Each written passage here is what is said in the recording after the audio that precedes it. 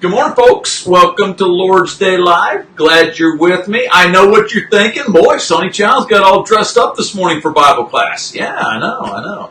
But here's the deal. I am speaking at a meeting in Monette, Arkansas, which is about 30 minutes from my house. And I got to be there by 10 o'clock. And I've got enough time to do the Bible class, but that's it. So what I'm going to do is I'm going to do the Bible class. And then I have put a link to a recorded sermon down below. It should be the one right below this on the Facebook, my Facebook feed, and so you can go there and you can use that for your sermon. It's on spiritual warfare. Preached it some time ago, maybe a year ago, and a pretty good sermon, I thought. But anyhow, so there you go. That's why I'm all dressed up, because I don't have time to go in the house, get a tie on. I got to hit the road. Woo! All right, let's go with this thing. Lord's Day Live Bible class. That's what it is, Bible class. I could back up, probably should. See, there's the sign. Okay, all right, but you already got it. Now let's move into this one. All right, what we've been doing, as you might recall, is we have been talking about how to make decisions. And I'm not going to even take the time to make my box letters this week. Date is how you should make your decisions. Date.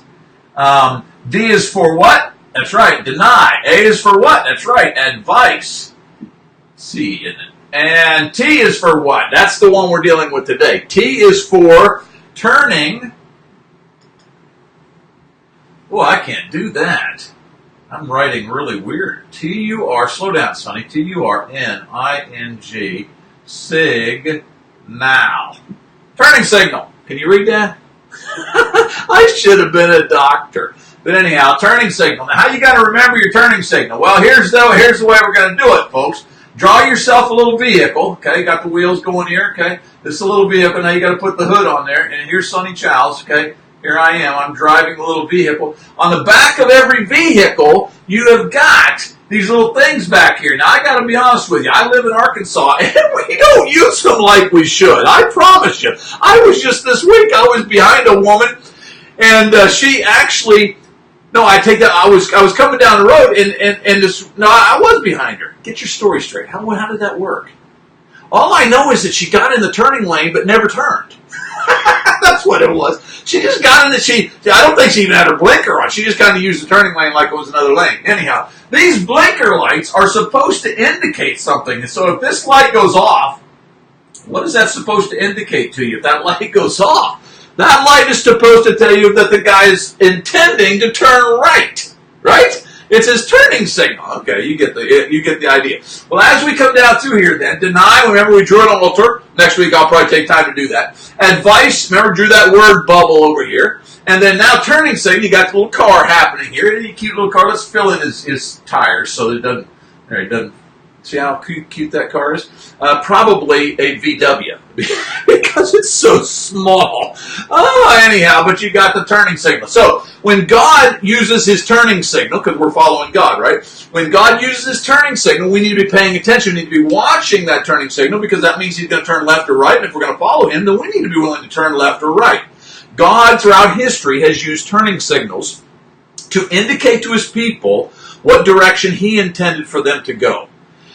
And if you were with me several weeks ago, and if you weren't, pedal backwards in the feed, or go to my YouTube channel, and you can find the earlier lessons. But if you were with me before, we talked way back up here in denial. We talked about Romans 12, need to be the sacrifice. Here and with advice, we talked about Proverbs. The wise man says that there's going to be wisdom in multitude of counselors. Well, now as you come to turning signal, trying to make this difficult decision, I've denied myself.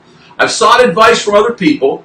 Now I'm looking for the signs. I'm looking for what God is doing around about me in order to prepare the conditions, to direct me, to show me. And a lot of times these things are obvious if you're watching for them. But the reason we so often in Christianity, especially me, the reason we so often in Christianity don't see the leading of God is because I'm just not paying attention. I'm going too fast, or I've got my desires at the top of my heart rather than his, which, by the way, is the D and the die, which means that if you can't get past that one, you're not going to make a wise decision.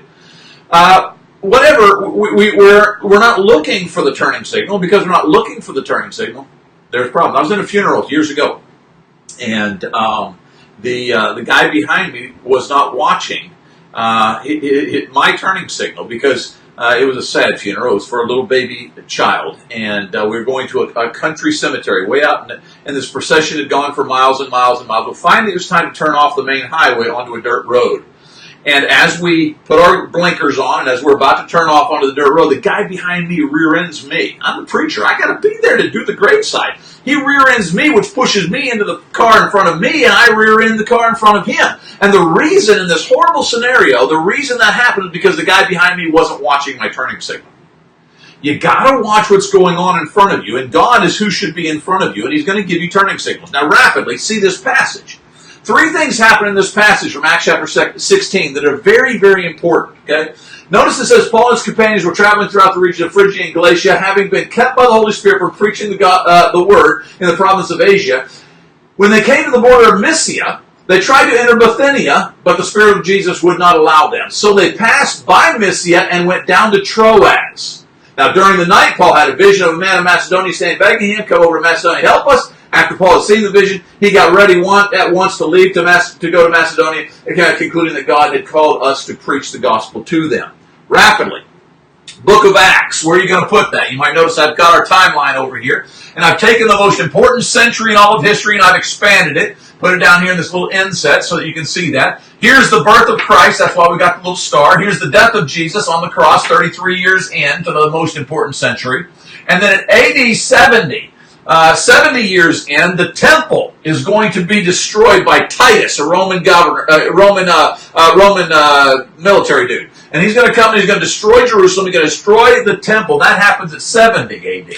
They say that the book of Acts was written somewhere about 63. Either 63 or after 70 AD, but I don't think it was written after 70 AD because I think we would have more information about the fall of Jerusalem and Paul's continued journeys and all those kind of things if it was after 70. So I think it was probably written about 63 AD on our timeline, okay?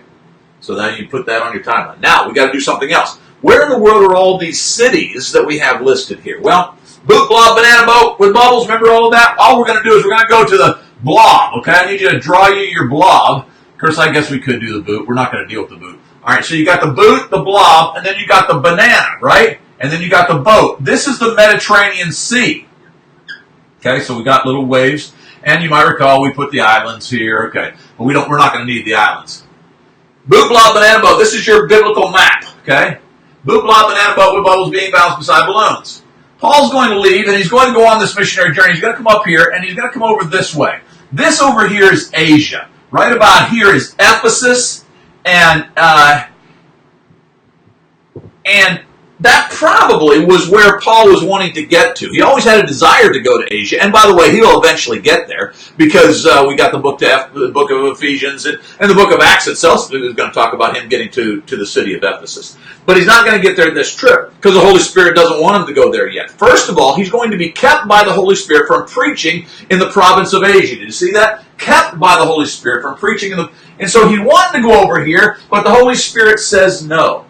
There are 3 points to this turning signal ID that you need. Number 1 is kept from. Kept from. Let's move that T over and it won't look so confusing. How's that? Kept from is your first point. As you're looking for God's turning signal, remember that one of the things He might be indicating is, I am not turning. I'm not going that way. Or if He turns the signal on, He's saying, go this direction, not that direction. And so the first thing you need to recognize with regards to making decisions in God's turning signal is that sometimes He's going to lead you from the negative, meaning don't go that way. He's going to discourage you from going in a particular direction. And in that discouragement of going in a particular direction, He is directing you towards a positive, something He does want you to do, but sometimes the discouragement doesn't provide as much information as you desire. It's just a, no, that's the wrong door, don't choose that one. And so how do you then discern what God really wants you to do in that situation? Well, you keep in the process, which we're going to see here on the screen, okay? So first of all, he was kept by the Holy Spirit from. So kept from. The second thing, where's my little doobity? Here we go. Boom. There. See number 2? Isn't that cute how I did it? Got the little 2 happening here. Another thing underlined here. All right. So as you're looking for God's turning signal, number 1, He may say, no, wrong door, don't go that way. And that may be all the information you got at the moment. But he will continue if you'll stay with him. And so the second part is, notice verse 7. When they came to the border of Mysia, they tried to enter Bithynia. Bithynia is up here. Bithynia is about where the 33 is in that thing. Okay, I got my two things overlapping here. But anyhow, so they turn this way, and they want to go into Bithynia. But you're going to notice further. They tried to enter Bithynia, but the Spirit of Jesus would not allow them. So again, we've got the indication that this is a no-go. That's not the door I want you to go into, okay? But here's my second point. That's number one. Number two, it's another kept word. Kept going. My second illustration or my second application for you with regards to trying to find God's leadership as far as his turning signal is concerned is that just because he says that's the wrong door, don't go in it, that doesn't mean he doesn't want you to move. It doesn't mean that he doesn't want you to continue to strive to find. If you're getting a no from God, but it's not conclusive, it's not like, boom, that's it, it's done, move on, don't even think about this decision anymore. If you're not getting that kind of an indicator from God, then you need to keep going. Paul's on a missionary journey. He and his entourage, they're trying to teach the world about the Lord. He knows it's a good thing. And so he's convinced that he needs to be going. He just doesn't know what direction to go in. The same thing can happen in your life. You know that you're supposed to be doing good things for God. You know that. But sometimes you're just not sure which direction you're supposed to go. And so, number one, remember, he may shut the door. And so he will keep you from. But number two, when he keeps you from, that doesn't necessarily mean that you're supposed to stop searching. Keep going. That's certainly what they did. They kept on going. And so, where's my map? Oh, it's over here. And so we come over here, and so they turn and they go up towards Bithynia, but the Holy Spirit, actually it's interesting here, the Spirit of Jesus would not allow them. That's kind of interesting. Up here we've got the Holy Spirit. I'm not saying that they're necessarily different, but it is interesting that he would acknowledge Jesus here specifically. We're going to see in a moment that he's going to have a dream. We don't have all of the details about all the things that Paul ever did. Is it possible that the reason this is happening here, Spirit of Jesus, is because that Paul had a different dream? Or that in the indicators that he is receiving from God, this one was from the Holy Spirit part of God, this one was from the Jesus, the Son part of God. Maybe there's something who showed up in the dream, the indicators, that whatever it may be. All I'm saying is that you need to recognize that all of the facets of God function together. And so sometimes the indicators are going to come strictly from the Holy Spirit. You're going to find that the Holy Spirit leads your heart, conditions certain things, conditions certain advisors to give you certain messages. Sometimes it's going to come from Jesus. And specifically, and maybe that's, maybe you're reading the Sermon on the Mount, or you're reading a parable about Jesus, or you're reading something that he said, and all of a sudden the words of Jesus come off the page at you, and they help you make this decision better, okay? I'm not sure why there's a differentiation between the two, but I found it remarkable when I was studying this. The third part then, oh yeah, you got to switch it, don't you? Look at that little cute little 3 comes up there. Okay, number 3 then, you got all this happening, and so they're coming up here, no, don't go to Asia, okay, we'll go to Bithynia, no, don't go to Bithynia. Now it's going to say, during the night, let's go back to verse 8. So they passed by Mysia, and they went down to Troas. Troas, come over here, is over here. Okay, that's Troas. Okay, so you can see how the map, I'm in the way, see how the map happens. They come, ooh, whoop, see how that works? And so they're coming over here to Troas. And it seems to indicate in the context that at Troas he's going to have a dream. Watch the context. During the night, Paul had a vision of a man in Macedonia standing and begging him, come over to Macedonia and help us. Macedonia is this area, and by the way, that really should be connected, okay? And by the way, this eventually connects over here as well. But this is Macedonia up here. And Philippi is going to be over here.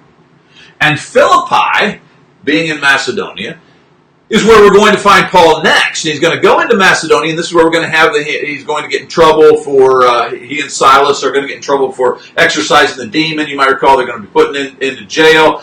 Midnight, earthquake, soldier about to kill himself. Paul says, don't do it. come in here, they have a conversation, goes out, baptizes him and his entire family. Really cool story. Well, all that's going to happen over here in Macedonia, in Philippi, but it's going to happen, ouch. It's going to happen because Paul was paying attention to the turning signals of God, and he ends up over here in Troas, and here's where the third turning signal flash, if you will, comes about. Number 3, watch it. After Paul had seen the vision, he got ready at once to leave for Macedonia, concluding that God had called us to preach the gospel to him. The third thing here is revealed. Again, I should have been a doctor. That says revealed. Revealed. So you got kept, and revealed. Finally, he gets the point. It's solidified in his mind. Now, let me just say, God's not always going to come to you in a dream. Some would suggest that he doesn't even do it that way anymore.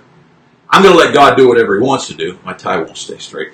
And so I'm willing to take any information he's willing to give me.